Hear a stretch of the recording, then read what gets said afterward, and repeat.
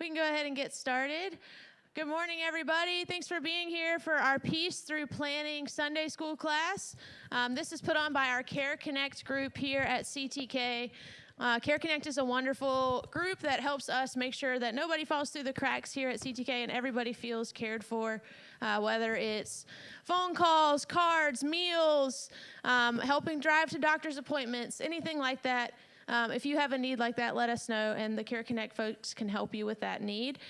Or meals as well. I might have said that already. But they've lined up a great slate of speakers to help prepare for the end of life so that nobody feels overwhelmed when they get to that point. And everybody has a plan in place, at least for their families. And so the first speaker we have this week is Stephanie Burke, who works for the ELCA Foundation. And we're going to be talking about gift planning, estate planning, and kind of thinking ahead about the legacy that you want to leave behind. And also, Pastor Wolfgang is here to talk about the endowments that CTK has for a few minutes at the beginning of this class. If you are with us online, please use the chat. We are monitoring that. And if you have any questions, we can raise those through the chat. But I will hand it over to Pastor Wolfgang. Yes, I get to go first. I've never been introduced as a speaker who will tell you about the end of life. But I guess you get to that point at some point in your life, right? So good morning, everyone. I'm Pastor Wolfgang, and I'm very glad to be here. I get to go first because I have to run off and get ready for a baptism in the traditional service at 11. And so Stephanie will really do class. But I want to say two things. One is pastors here at CTK are often asked by some of our members, can we talk to you about some plans that we might have, both for how we want to leave a legacy, that's what we're talking about today, but also what kind of funeral service we want. And people are often surprised that we always say, oh, absolutely, we can talk about that. In fact, we have a program where we meet with members and they fill out a kind of a form. We have a little booklet about what kind of things to think about. And then we keep a copy of their last plans and final wishes in terms of, hymns to sing at their funeral and scripture readings they'd like to see, those kinds of things. And we keep those documents in a fire-safe place, in a safe, basically.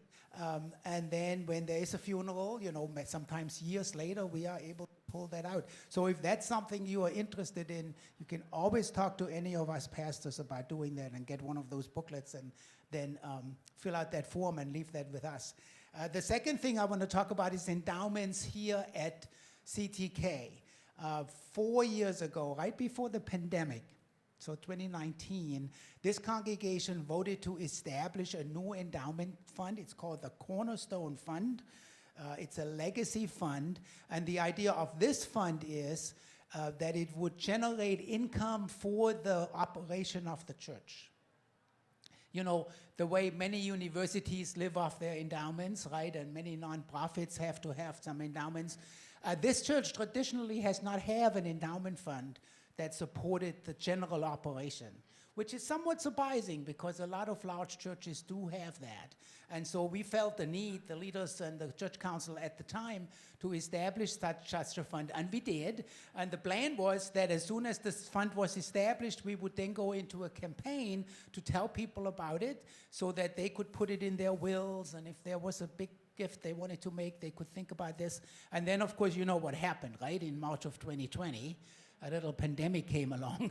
So we never got to do the campaign. And so to this day, this Cornerstone Legacy Fund is really a well-kept secret at CTK, but we want you to know that it is there, and we encourage people to think about using this fund when they do their estate planning. Stephanie's predecessor as regional gift planner did that with my family, with Margaret and Joseph and me, and we did it so that a third of whatever is left goes to one child, the other third goes to a trust for Joseph, who can't own anything because otherwise the state's going to take it, and the other third goes into this fund. And we've been very blessed to be able to do that kind of planning because we had a regional gift planner like Stephanie. Again, the Cornerstone Fund is, the hope is that we could bring it to maybe $5 million. Right now we're at 7,838. So here, right, here. that shows you how we have not done our homework in publicizing this. But also, we don't want, we want you to live a very long and happy life. So we are not all that sad that we don't have major money yet. But we do want you to think about putting that in your will. So as there is estates that maybe this fund will grow. If we had $5 million, and we could spend between 4 and 6% of the endowment, that's $200,000 a year that could fund a staff person or two, and really be a foundation on which to diversify our income a little bit. So that's all I'm going to say. I have some brochures that I'll give out on the way out. And now I'll introduce Stephanie Burke, who is the ELCA Regional Gift Planner, also a member here. So welcome her rather warmly. Thank you, everybody. Thank you. Good morning. It's so good to be here. This is honestly one of my favorite churches in this state. It's like children, I don't have a favorite child, but I attend a lot of churches. In my work, I go to both churches across the Carolinas, and when people say, tell me about some of the awesome churches you've been to, Christ the King is number one or two that I talk about. You guys are at a really cool place. This is a great spirit. I'm happy to be able to get here when I can. And I just have to say, Pastor Wolfgang, when you are at a church that applauds the Big Three announcement video, that's what happened at the Contemporary again. Yeah, I mean, they were awesome. I was howling with laughter in the back, and I was like, I've never been to a congregation where they applaud the announcements. So,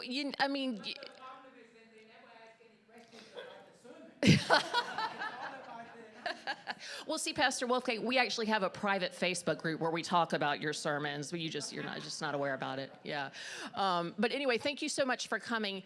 I am Stephanie Burke. I am the ELCA Regional Gift Planner for the Carolinas with the ELCA Foundation. Now, that is a very long title to tell you the name of my position, but I don't think it tells you what I do. And what I do is I work with folks in tandem with the Holy Spirit so that you can write a thank you note to the past and a love letter to the future. Because I think that's what an estate plan is. It is our last letter to this side of heaven to say, this is what meant the most to me. This is what I am grateful for. This is what I want to see happen into the future. Amen? I mean, that's what it is. So I get to work with folks, and like I say, in tandem with the Holy Spirit, because I consider these very sacred conversations. We sit at the foot of the cross and we talk about the most important things in your faith journey and in your life. So I love this size of a group because I much prefer a conversation rather than a presentation. So if you have questions, just raise your hand, okay? Thank you so much. Thanks again for having me. I'm going to skip ahead a couple of slides because, I'm planning on it. It worked before. Okay. So I'm going to just skip ahead so that we can get into the meat of this. I'm going to go back. Okay. So in my work with folks, we have the great opportunity to sit down and talk about things that usually don't happen in an estate planning attorney's office. I love lawyers. I am related to a number. And so online, yes. Love you all, Uncle Scrappy and all our relatives that are lawyers. But often in estate planning, that conversation isn't necessarily directed through the lens of faith. There's a lot of T's to be crossed and I's to be dotted, but sometimes that faith piece is lost in conversation. So that is the goal of my work with folks across the Carolinas, brothers and sisters in the faith. And so in our conversation, we really focus on three things. The first is family, talking about who you loved, your loved ones, those that have meant the most to you in your life and who you want to support into the future. Your faith journey, the organizations that have impacted your faith story, and then finances as well. So really the 3 F's, those are our foci for our conversations. So the first one, and this, I call these conversations our discovery together. So we talk about the folks that you love, your spouse, if you have one, your children, grandchildren, siblings, any nieces or nephews, parents or other loved ones, the people that have meant the most in you and your life and who you want to support into the future. Then the second F, faith journey, what ministries and organizations have meant the most to you? Your congregation, other ELCA ministries, maybe other charitable organizations. I know in my work, when I travel across the Carolinas, we are so lucky and blessed to have so many outdoor ministries in our states. The Carolinas are a beautiful country, right? And we have a number of camps that have made life-impacting change in ministry to thousands of people in our area and across the country. If I have met someone who has even been to camp once, 9 times out of 10, they mention it to me in our conversation. So, and Agape is just down the road. So you've got one of those life-impacting ministries very, very close. And then other charitable organizations.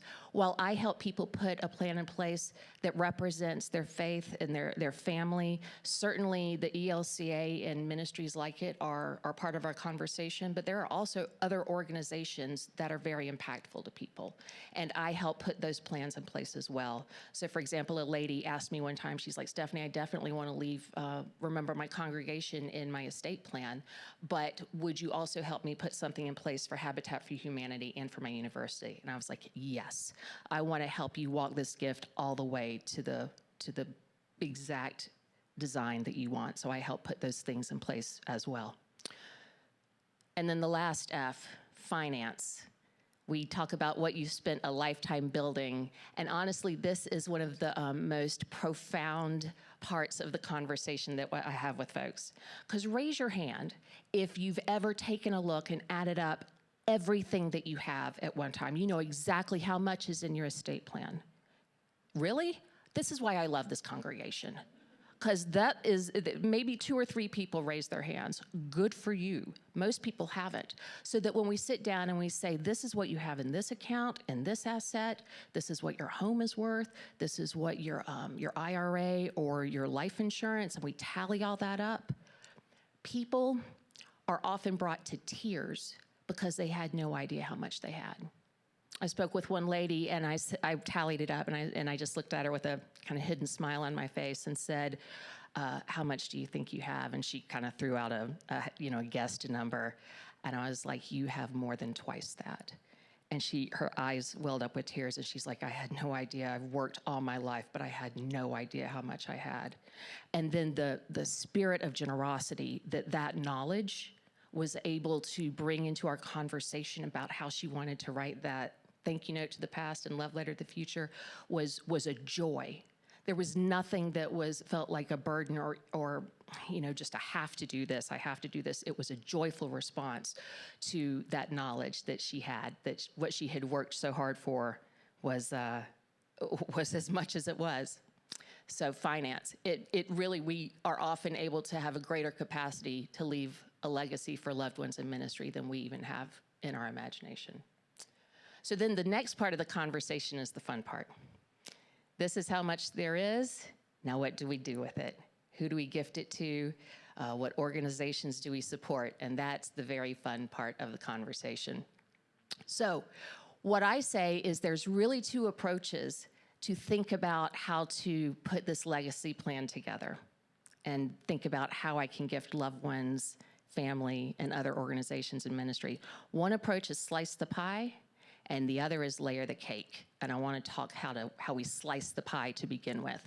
All right, so when we slice the pie with our estate plan, this is when we basically distribute everything all at once. We are celebrating our resurrection, right? And our estate plan is then kind of carved into pieces, sliced like a pie, and we distribute a slice to loved ones or family, to our congregation, and other ministries. So everything is distributed all at once. And I want to give you an example of how that looked for this particular person. So after our finance part of the conversation, we saw that their total estate was right at about $2.6 million, which is really wonderful, far more than they thought that they had. They also had 3 children. And so they decided that they were going to think of ministry as sort of like adding a 4th child. So if you look here on the left in that blue box, they decided to gift about 3/4 of their entire estate or 1.9 roughly million dollars to their children, divided equally between the three.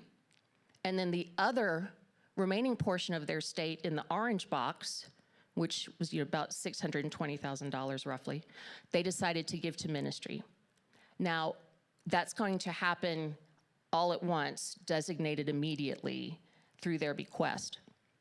But if you look underneath that orange box, you'll see 4 other boxes at the bottom, and they decided while they were giving almost a quarter of their total estate, they were going to break up that quarter to 4 different ministries. So there's 4 different ministries represented that will each, through their estate, get over $150,000. So that is how they decided to slice the pie. They sort of added ministry as a 4th child to their estate planning. Any questions about that? Before we go on, a little trivia. What percentage do you think of people in the United States who are of age have an estate plan in place? What'd you say? Less than 10? 2. That's not a very optimistic crowd. Anybody on this side? 25? Okay. How much? 50. Okay, an optimist in the crowd. It's about 25%, 25 to 27. All right? That's not a lot. That's not enough. Okay? So that leaves 75% of Americans that don't have something in place. And I'm sure we could all think about the celebrities that we've heard about that died without anything. I think it was it Aretha Franklin? And they found like something written on a napkin shoved in her couch or something. I mean, like absolutely nothing. Prince. So all these celebrities that we should certainly learn from. So 75% of people who don't have it, of the ones that are in place, what percentage of those that are in existence do you think fail somewhere along the way as they're being distributed? What percentage of those that actually do exist fail? Fail in that they are not achieving what the donor intended. Like something goes wrong. And I bet all of us could raise our hand if we could think of a family who was maybe torn apart by an estate or had something go, yeah, right? I mean, we all know somebody who had a bad story. 70% of the ones that are in existence fail somewhere along the way because forms were not updated. They often say, oh, I thought I had made sure that was signed. Nope. And if that's the case, then it goes to probate and the state decides, and then things can get really interesting. But back to this, slice the pie. This couple decided that they were going to add ministry as sort of another child to their plan. Another way to look at slicing the pie is by leaving a tithe. And this is an example of a family that had in their estate about $1.3 million. And they had 2 children. They decided to kind of continue the practice that they had done through their lives in tithing from everything they had been blessed with. So they decided to give a little over 90% to their family and split it between the 2. And then roughly 10% to charities, splitting it between 2 charities. So while the previous example was sort of adding a child, they decided to leave a tithe and slice the pie of their estate that way. Then this was a lot of fun. There was one couple that really wanted to leave it all. They had 1 child, still do. They have 1 child, and he's like, Mom and Dad, I can't tell you what I do for the FBI, but you need to know that you don't need to worry about me financially. So they went, okay, and he's married. He's like, I don't plan on having children, so give it all away. So they set enough aside to make sure that their final expenses were taken care of. They're like, we got to leave you something, son. So I think they left a couple of percents for him, but leaving over 90% of their estate to ministry. And so what they've decided to do with that over $350,000 is to create a named endowment that will then pay into perpetuity to all the ministries that have meant the most to them. And even some that they weren't even aware of before our conversation. They asked me, they said, we really want to support pastors going into seminary because we think the world needs the work of the church now maybe more than we've ever seen in our lifetime. We want pastors to be able to go and be not burdened by debt and be supported. What do you suggest, Stephanie?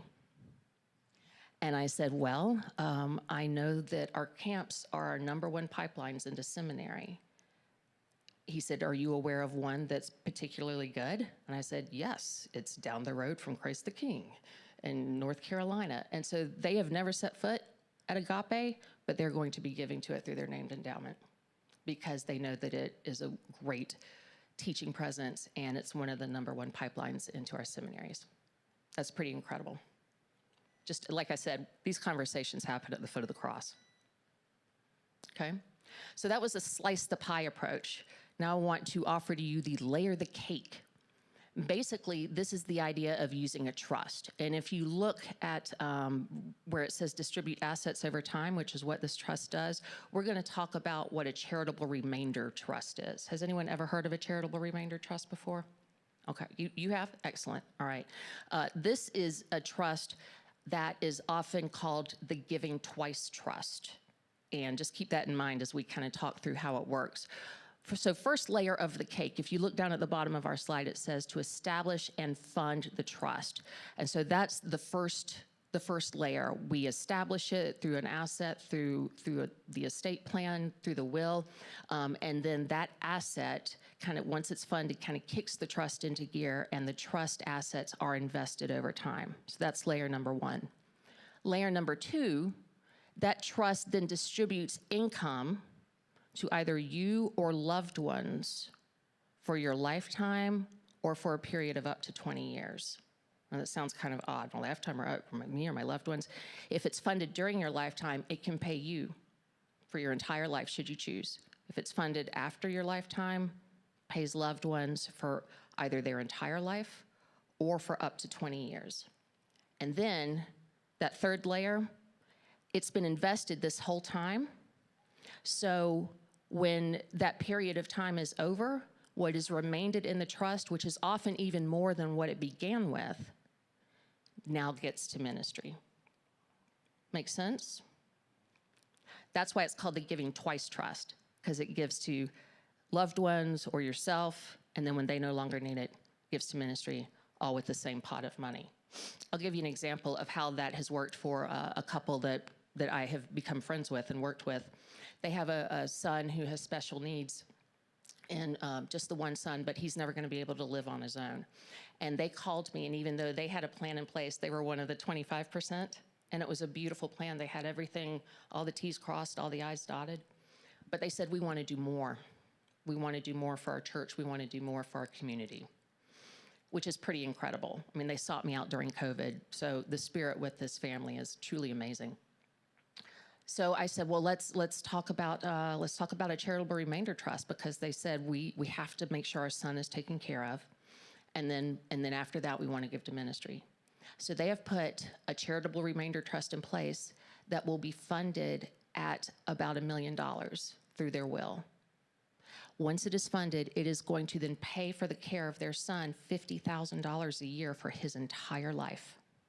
Then when he no longer needs it, they have put together a named endowment that will pay into perpetuity to their congregation, to disability ministry, to Down syndrome research, to outdoor ministry, to fund for leaders. They are gifting all over the place.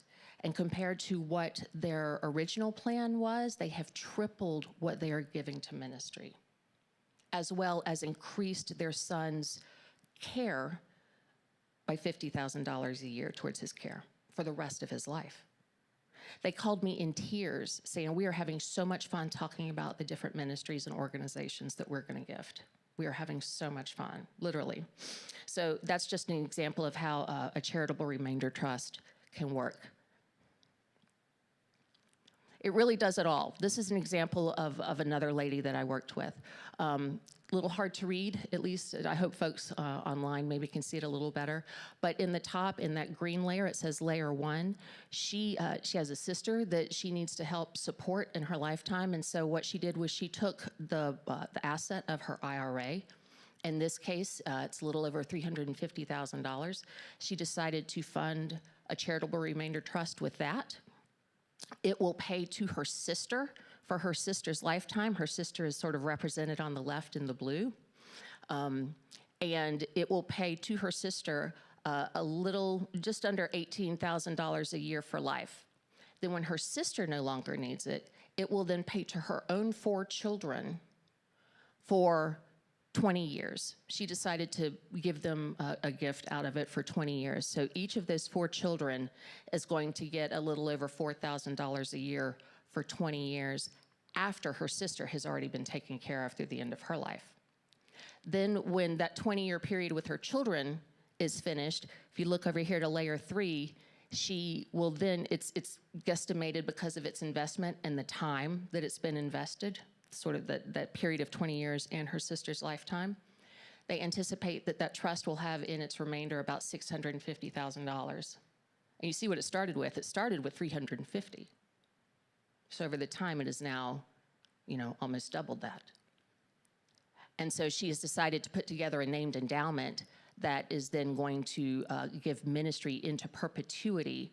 And she's gifting 2 ministries out of that to the tune of $6,500 a year into perpetuity.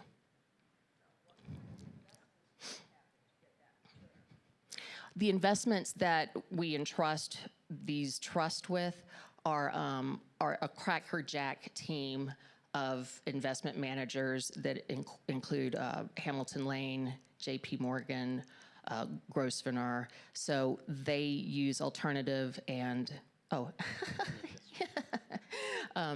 use those to make the investments. So, and that historically has been the return. So that's where that projection comes from. Also, there's another mic up here. If you have a question, please raise your hand. We just want the folks at home to be able to hear questions as well. Oh, thank you. Yep. Thank you. Any other questions?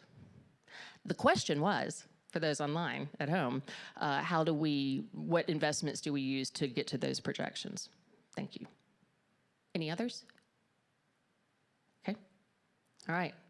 So then our next choice then, if we've put something in place and we're definitely giving to ministry, and that's part of our thank you note to the future, is we can give it as a lump sum that, the organizations that we've loved received it all as a lump sum, and they can then spend it all at once or decide what to do with it. And I'm grateful that CTK is one of the churches that has a plan in place. I meet with a lot of churches. Like I said, I visit churches on both across both Carolinas, and I would say less than half have a plan in place to steward and shepherd the gifts that they anticipate through the generosity of their family of faith. CTK has got that in place. So they're prepared. They're prepared, and the spirit of generosity here is great.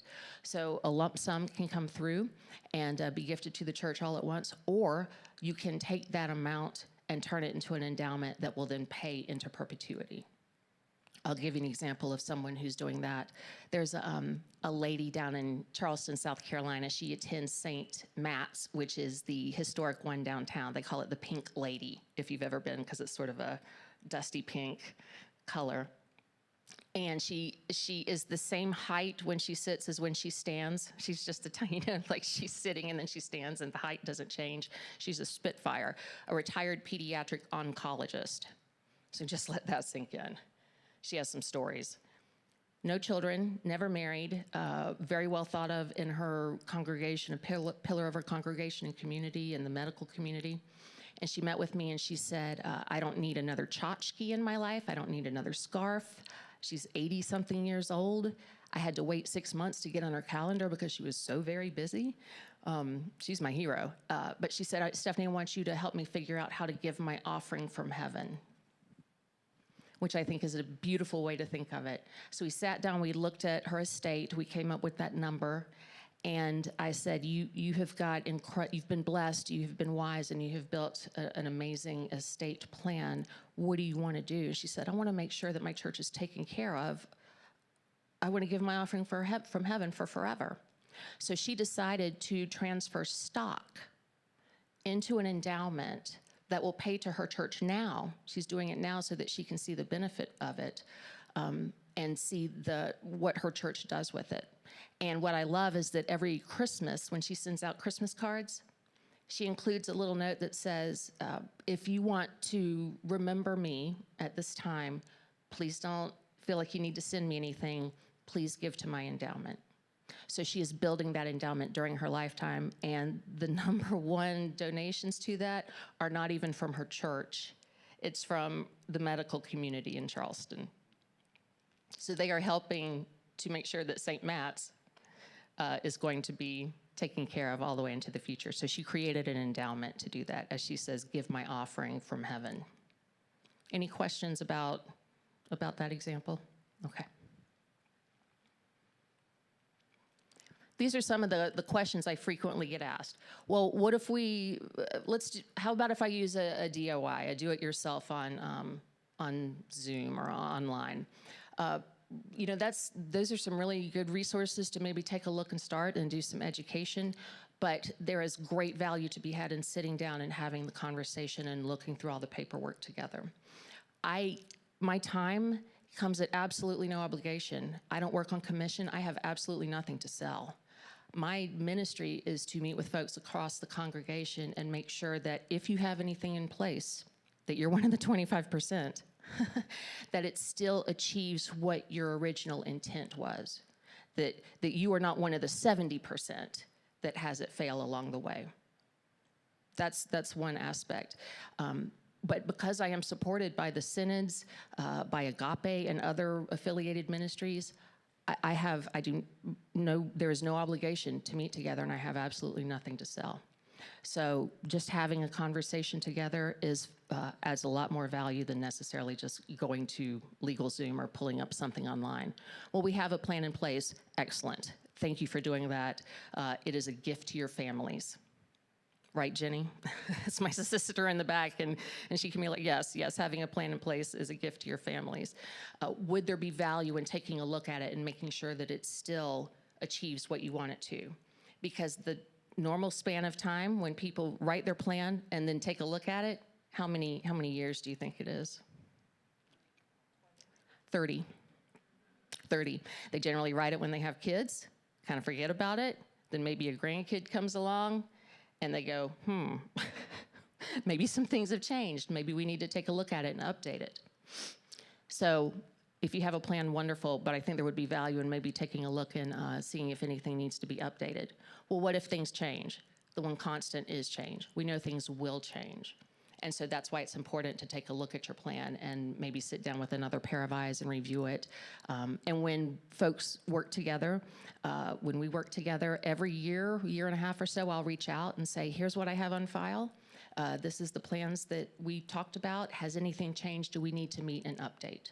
So this is the long game, and I'm not going anywhere. I consider this a relationship ministry. So if things change, let's get together and talk about it. Not if, when things change. Well, we're not ready yet. Okay, a lot of people feel that way. It sounds like 75% of people feel that way. But would there be value in starting the conversation and just taking a look at maybe what that finance portion is, the family and faith, and start thinking about, this is who I would like to gift. This is the legacy I would like to leave. I suggest to folks, they're like, I don't even know what I want to do yet. And I'm like, well, take a look through your checkbook and see who you give to now.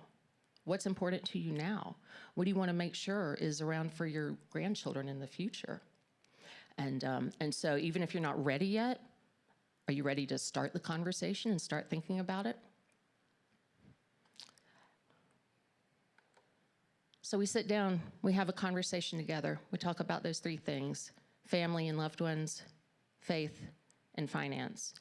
And again, I say that these documents, this plan that we link arms with the Holy Spirit to put together, it is a statement of faith.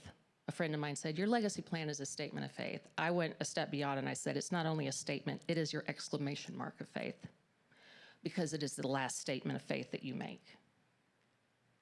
And if you have a plan in place and it does everything you want, then I applaud you for your work. Even if you don't have something in place, it's really still a plan, because no matter what happens, even if you've never said that this is what I want to have happen, there's a plan in place to take care of that, and it's called the state. and probate, and they will take care of it for you. So our plan, that thank you note to the past and love letter to the future, is our exclamation mark of faith. And I take it as a sacred privilege to sit down and have those conversations together.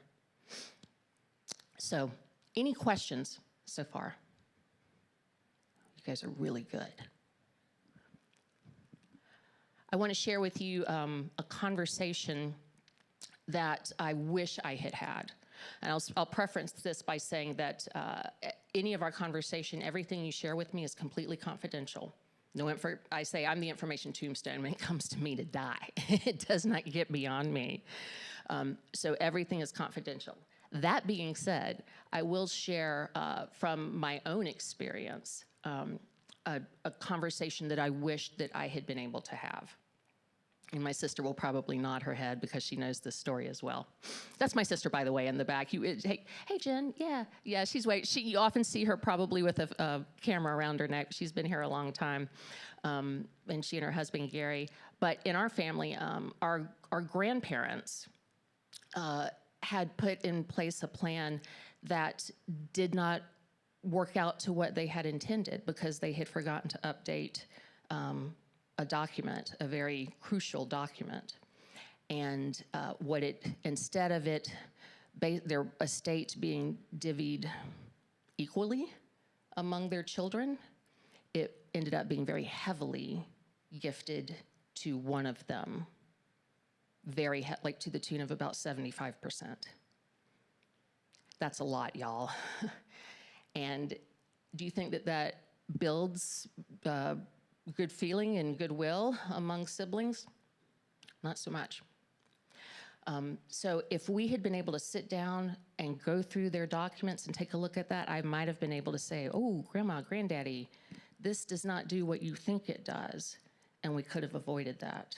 That's a conversation I wish I had been able to have. Another conversation that I'm so grateful that I had was, well, all of them, to be honest, but especially that one couple who their son said, Mom, Dad, you've taken great care of me. I'm not going to have kids. Do with it, give it to ministry. And they've built this beautiful named endowment that is going to give into perpetuity hundreds of thousands of dollars a year to ministries they've never even set foot on. And the great thing is they included him in that conversation. So it became a teachable moment about generosity, and he was able to say, well, I really enjoyed my time at, this camp. They added it in. He went there once, and they're going to be giving to it into perpetuity. That's pretty incredible. So I encourage you to think about what means the most to you, what you want that statement of faith to look like, because it's not just a statement, it's an exclamation mark. It is our exclamation mark. They say the last testament for a reason. It's the last thing we say. So it is my great joy and privilege to share in those conversations. I am here. I am a resource of absolutely no obligation with nothing but your best interest in what the Spirit is calling you to do at heart. And I'm here to walk the entire journey with you. So thank you for coming. It's my privilege to be here, and any questions you have, I'm sure will be greatly appreciated. Marge, do we have anything coming from online? Nothing in the chat. Yes, here, let me get you, yeah. Well, the people on live stream want to be able to hear you too. All right, so you saw the divide the pie and, yes. and the layer cake. Is there a hybrid program where you can have both? Oh, absolutely. Oh, thank you. Thank you. It's like we set that up. We did not. We did not work together beforehand for him to ask that question. You can do both. And actually a lot of people do. For example, that couple that I mentioned that had the one son that they needed to take care of, they're like, well, we want to make sure he's taken care of, and we're really excited about that money we're going to give after his lifetime, but we sure would like to know that some is going to go before then. So they decided to take a portion of one of their assets and make sure that it was going to go to their church immediately after their death. And so they're sort of splitting the difference a little bit. They're giving some gifts immediately, and then they'll give the lion's share of their gifts to ministry at the end of that charitable remainder trust. But yeah, there is definitely a way to do that. They can have tax advantages, which is not anything I'm going to get into at this time, but yeah, excellent question. Any other questions? Yes, ma'am. One of my question is there a tax advantage one way or the other between Between the slice the pie Yeah. or the layer the cake? Yeah. Another good question. Thank you.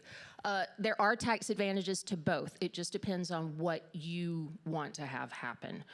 With the slice the pie, that whatever portion goes to ministry, that is a portion that will not be brought into consideration for inheritance tax.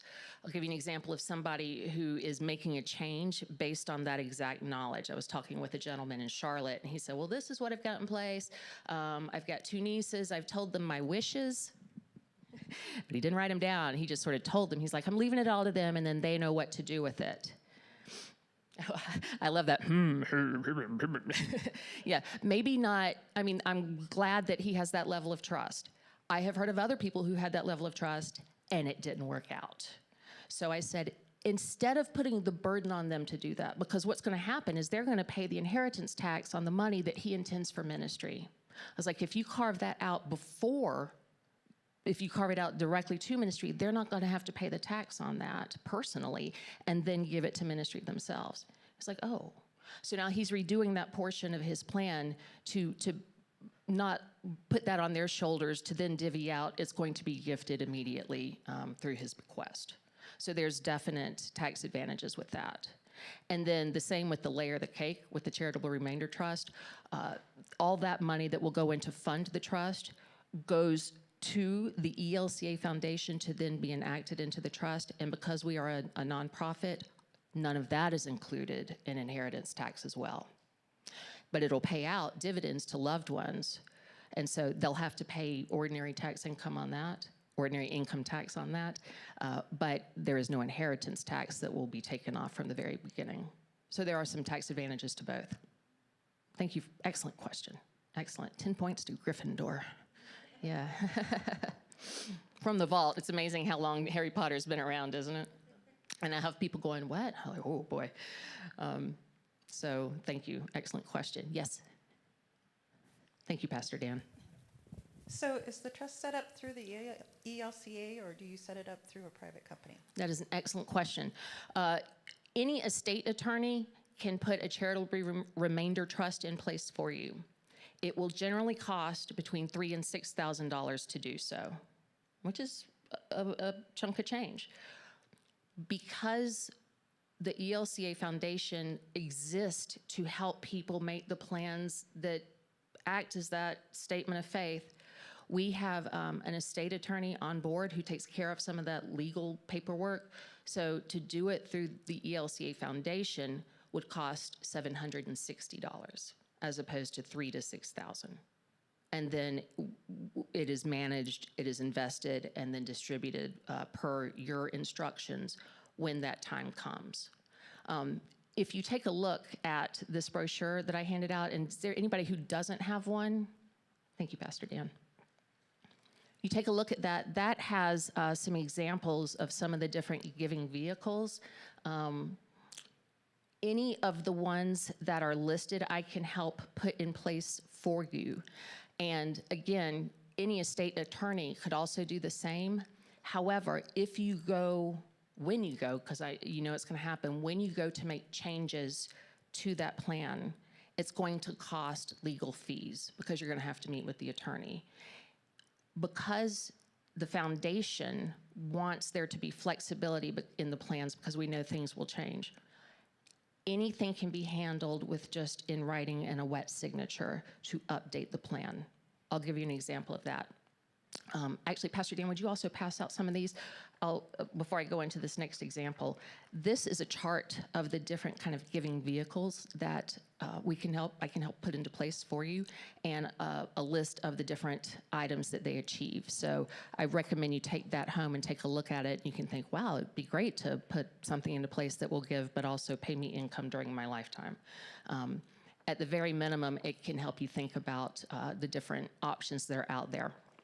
And so I recommend you taking a look at that. A couple actually in Raleigh called me, and this was probably 1.5 years into the pandemic. And they said they were kind of beside themselves. They had put a plan in place and they had listed all their ministries that they wanted to gift in their will.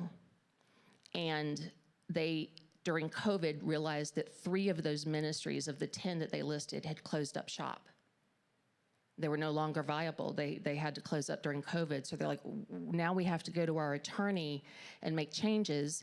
And doing that every single time, every minute on the phone, was costing money, right? To their attorney's credit, he said, I see that you list here a lot of ministries. These are all ministries through your church. He said, I bet your church has someone in place who can put a document together where you don't have to come back and forth to me all the time.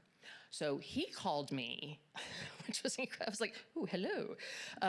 And so we put together what's called a distribution agreement, and they changed their will to say this portion of our estate, I think they were giving 20% to ministry, we give to the ELCA Foundation per our distribution agreement. That's all that that ever has to say from now until they're both celebrating their resurrection. Should they ever want to change what those ministries and what those percentages are, they just call me. And they say, Stephanie, this place has closed its doors. We need to redo our percentages, redo our ministry. And I say, great, let's talk about it. And then they put it on a piece of paper, they write it. That's all they got to do, no attorney fees. So very helpful in that regard, yeah. And that's the same for any of those giving vehicles on that chart. Yes. So are there fees associated with running the trust through the ELCA for you? Anytime a trust is administered and invested and grown, there's going to be fees, whether it's through Fidelity or Vanguard or any of those places. There is a fee. It's 1%.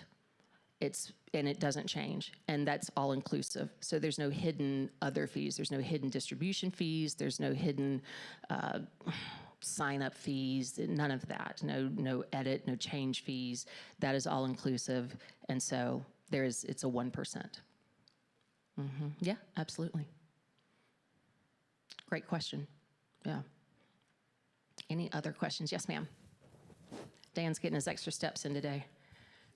I noticed the word annuity on the back of one of these brochures. Are all the funds invested via annuity vehicles? Not all of them. Not all of them. Again, we have an investment team, and they are some of the top investment folks from, like I said, Portico, Grosvenor, Hamilton Lane, J.P. Morgan. And the funds that are invested through endowments with churches, because the foundation also helps churches put endowments in place. I mean, our goal, we have a twofold goal. That is to help members and fellow members in the faith write a plan that reflects their faith journey and is that testament, a statement of their faith, that exclamation mark. That's the one hat. The other hat is to help churches and other organizations have stable financial foundation for ministry now and to the future. So we help endowments get placed and strengthened as well. And so that fund, that total fund is just over $1 billion. So that team manages a pretty hefty fund. So not everything is annuities, but when you brought up annuities, I'd like to point out, this is something you probably have heard about. It's happened just this year. Charitable gift annuities. An annuity is one of those that pays you income during your lifetime. And there is new legislation called the legacy legislation that allows you to take your required minimum distribution. And if you're of a certain age, you have to take that. You have to take an RMD. When you gift that RMD to a nonprofit, it turns it into a QCD, which is a qualified charitable distribution. And that can be a gift that then you give it to a nonprofit, so the tax advantages of that. For the first time ever, you can now take your required minimum distribution, use it as a QCD to fund a charitable gift annuity. So a lot of people are deciding to do that because what it's doing is it's going to pay them income for their lifetime. They don't have to take the tax hit from the RMD, and it's going to gift ministry into the future. So a lot of people are choosing to do that these days. So something to consider if you have to take an RMD, and it would be nice you'd like to gift ministry. A lot of people gave their RMDs to their church as their gift for the year or their tithe or a portion of their gift, and so are now able to do that as a charitable gift annuity, and get that income and the benefit of that as well. So something to think about, because that is new. That is new in 2023. And no one thought it was going to pass. So everybody is like, oh, okay, this is a great idea. A lot of people are taking advantage.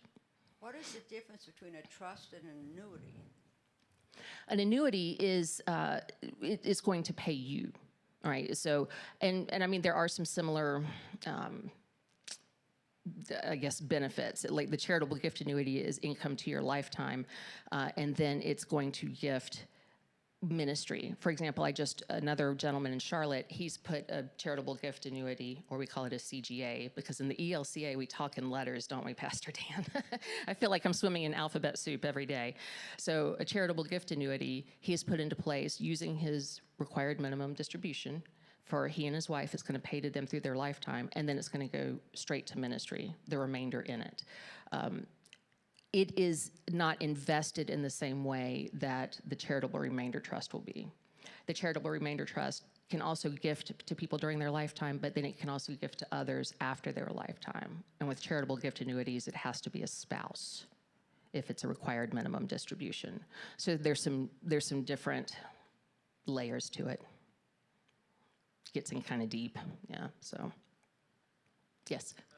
I have a question about, you mentioned that oftentimes even people who do have an estate plan, things don't go according to plan. No. One of the things that I thought of, or that I've heard, is like, so I have a 403B and it's named to my kids, right? But then in my will, it says I want 10% of my money to go to charity. That's a problem, right? Because one part says 33%, 33, 33. The other one says 30, 30, 30, 10, right? Right. So can you go over some of the other, pitfalls that happen frequently and the dissonance, in the ways that plans don't go the way that people think that they're going to go? Sure, yeah. So I said that of the 25% that are in place, 70% fail somewhere along the way. That's what he's talking about, is because there is a disconnect between documentation, and most gifts, most assets can be distributed immediately through a simple beneficiary designation form, okay? I've gone to college groups and talked about what a beneficiary designation form is. I'm like, you're going to get out of school, you're going to go get a job, and then you're going to have this. And did you know that you can remember ministry? So I'm talking to kids because I wish I'd known. So most things can be distributed through a beneficiary form. So making sure that that is still up to date and in keeping with what you want that final result to be is imperative, because that's what will happen first. Things will be given through a beneficiary designation form, and then anything that's left over is going to go through probate and through that will. So making sure that those align and dovetail precisely is key, and that's where most things don't turn out well. So yeah, it's very important to do that.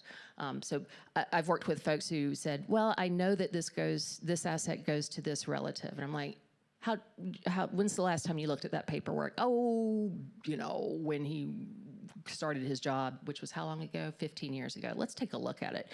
So we take a look at the paperwork, and it turned out that that person was their contingent beneficiary, but their primary has passed away, and so I was like, okay, maybe we need to update that. So those are the kind of pitfalls that having conversation can help avoid. These are excellent questions, guys. Thank you so much. Was there ever anything on? Oh, okay, wonderful. So thank you again for having me, you guys. It's always my pleasure to be here. Can we say thank you to Stephanie for being here? Thank you so much.